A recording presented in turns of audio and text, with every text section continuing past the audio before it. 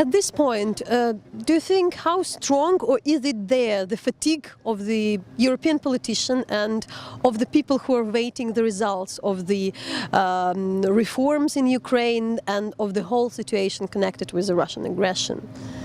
Well, it's true that until the Maidan revolution, Ukraine had a credibility problem, because successive leaders of Ukraine would promise reform and reform wouldn't happen. And we have here at this conference, for example, Alexander Kwaśniewski, former president of Poland, who was promised by President Yanukoych, for example, the release of some prisoners, and that never happened. So I think the most important things in the relationship between Ukraine and Europe is that both sides should do what they said they would do. 80% of our problems would disappear if people would just do what they say they will do. Ukraine needs to do reform, and Europe needs to deliver on visas, on association agreement, and on what's beyond the association agreement. So what then, on which stage Europe is? Because we are following what Ukrainian government and the Ukrainian state is doing. So how would you assess all this policy on the EU agreement, on visa, and maybe something else? There is a European consensus that, number one, Ukraine is a victim of aggression. That is a very valuable asset to have, to be seen by the outside world as a victim rather than what your enemies would like to see you as. Secondly, that the promises made to Ukraine in Vilnius and in the association agreement, and since then, I don't see any discussion in Europe about taking them back. Provided Ukraine does its part of the job, they will be delivered upon. In other words, Ukraine will have a preferential trade agreement with the EU. If you fulfill the technical criteria, you will have visa-free travel to Europe, and then you can become a pre-accession country, provided you convince Europeans that you are capable of behaving like a European, like a potential EU member state. And what is the role of the keeping up to the Minsk agreement in this, discussion about keeping the promises? Well, from the Ukrainian side, the agreement is of course not very clear, and it would require a great deal of goodwill on both sides to keep to it. My judgment is that Europe sees Ukraine as fulfilling its part of the bargain and changing the constitution, and I know how controversial it was another proof that Ukraine is doing its best to fulfill the agreement, and that creates pressure on President Putin to do so as well. And what are still at this point the tools on influence on Russia? You said that time is on the Ukrainian side, it's playing against the Kremlin. Would you agree, or vice versa? Convinced President Putin that time is not on his side. I'm not sure he is convinced yet. I mean, there are some moves by him just in the last few days. He's traveling to New York to the UN General Assembly for the first time. There is peace on the Eastern Front. He's trying to be helpful maybe on Syria. Maybe the low oil price and the sanctions and the isolation has finally taught him a lesson. That would be a good thing. We want Russia to come back into the fold of countries that respect international law. I think it's worth checking and encouraging him.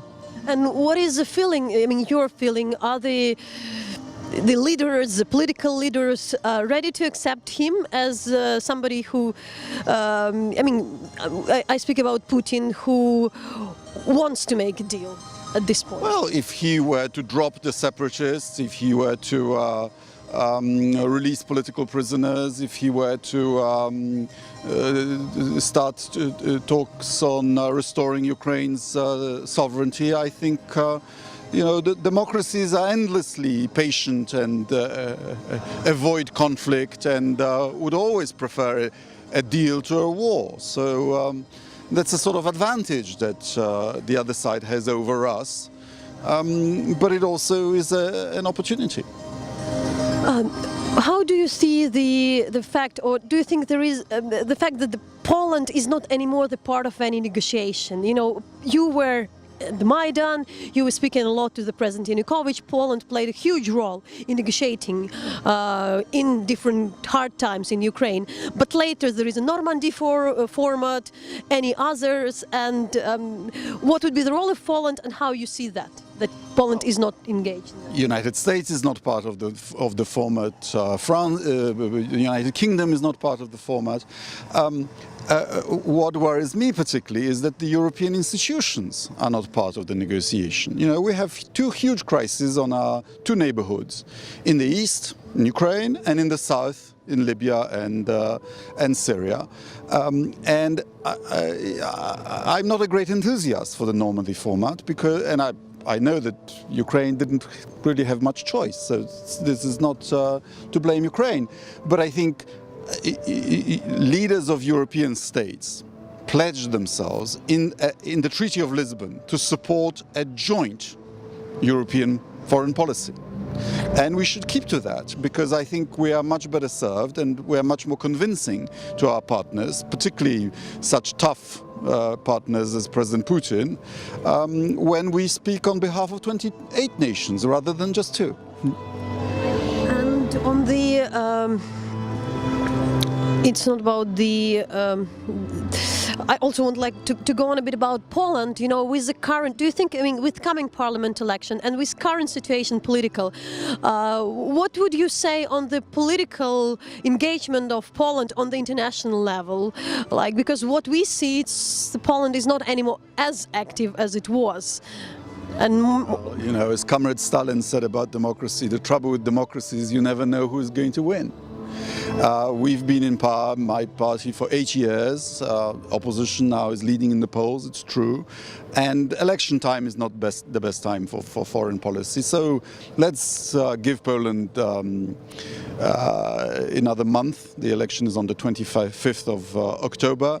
I'm convinced that as regards supporting Ukraine's integrity and Ukraine's democracy, we have consensus on that in Poland, and I think you'll find that whoever wins, Poland will continue to be a firm friend of Ukraine. You're one of those who really speak, you know, knows probably in details and very well the situation in Ukraine and the whole issue. You don't need a lot of clarifications. And so there is a talk that there is not that much of the strategic view on how to get out of the whole situation. So, you know, there are tactical decisions on sanctions, on something else, but there is no real proper plan, like, I don't know, any kind of Marshall Plan or anything like that. So do you think what could be this plan in the... Your Marshall Plan is your IMF deal, which is actually much bigger than the Marshall Plan ever was. And the fact that you are within the agreed parameters of the IMF deal speaks very well of Ukraine, because previous governments couldn't achieve it. And the fact that you are finally, this is the first government which is finally carrying out reforms, and we all would like them to proceed faster. But it is taking difficult decisions that are good for the long term of the country. Is something that encourages me, because this is the sort of spirit that we showed in Poland in the early 90s, and which has made Poland what it is today, and we want Ukraine to succeed as well. And there is a huge also discussion about this change to the constitution and about how Ukraine would engage the people living in the occupied territories, you know, and also there is a discussion that the government sometimes maybe doesn't make enough to feel this, you know, people to come back to the, you know, to the country to proceed with the election. So there is this debate what they should be, and what would be your view on that, on the engagement of the people who are not currently under Ukrainian government control? Well, the Minsk agreement is clear that any elections in any part of Ukraine has to be carried out under Ukrainian law, and that under the principles of an international body which certifies the democratic nature of constitutions and of elections, the Venice Commission and the OSCE, and on that you have the support of the international community.